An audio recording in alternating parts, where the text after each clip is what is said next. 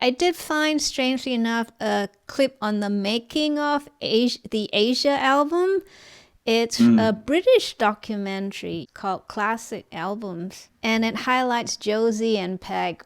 How did you get this gig? Gary Katz, the producer, I worked with a lot in New York before I moved to LA. Around 1972 was a major move from New Yorkers going to Hollywood, and I was among them. And so I ran across the producer one day on the freeway. I had been in LA maybe a year, and I was surprised to see him. So we quickly exchanged numbers with answering service. And so that's how I got the Walter and Donald. I understand that Walter and Donald would bring demos to the trekking session. Am I right to say that? Instead of But chats? sometimes, well, usually it was a demo that they had done, or sometimes they would just sit down Oh, and Donald would play the song on the piano. But there was always a chord chart. Larry Carlton or somebody had always done a chord chart. Because, Walter played bass and guitar, and Donald played piano, so they could make solid demos. Jeff Pacaro was usually the drummer on their demos, although he was not in the band. It took 3 years to finalize Asia. So one thing great about that particular job, and I only say job because I can't find another word, but we did a lot of over and over and over and over and over recordings. wow. Recorded those songs a lot of times. Was there a reason why you had to do it so many times? There was a reason. However, I'll say this.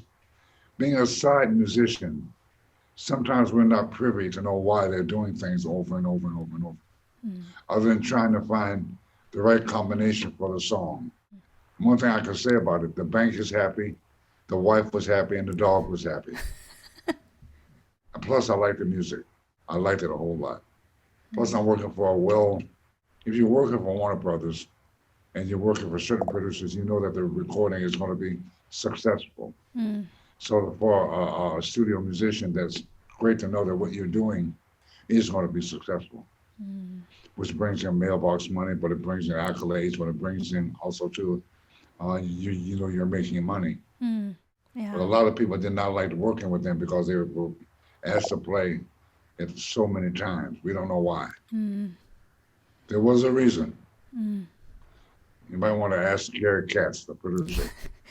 You've seen the documentary before, so you know that you mentioned for Josie that a lot of it was you and a lot of it was Walter. How was the decision made, whether it was you or whether it was Walter? Josie is the blues. Blues changes, R&B changes, except that it starts on a 4-chord. Rather than starting on a 1 chord, it starts on So all the chord changes start on a 4-chord. There was one part on Josie that I always smile about that was hard for me to get. Walter and I were very good friends.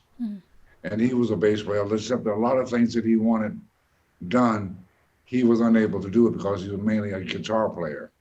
On the 5-chord of Josie, where the bass line is dum dum dum, ba da doo dee dum dum dum, do the dee do dee dee dee dum dum, ba ba dee dee dee dee dee dum dum dum to the bridge. I had trouble feeling that, and that was his idea. But when it comes to playing the actual bass line to the chord change of the song, I mainly worked that out myself. Please like and subscribe if you enjoyed my channel.